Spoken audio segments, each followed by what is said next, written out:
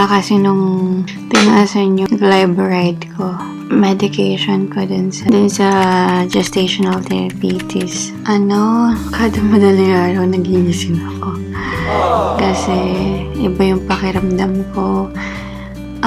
Pinagpapawisan ako ng malamig, nanginginig ako, nangihina ako, feeling ko I'm starving.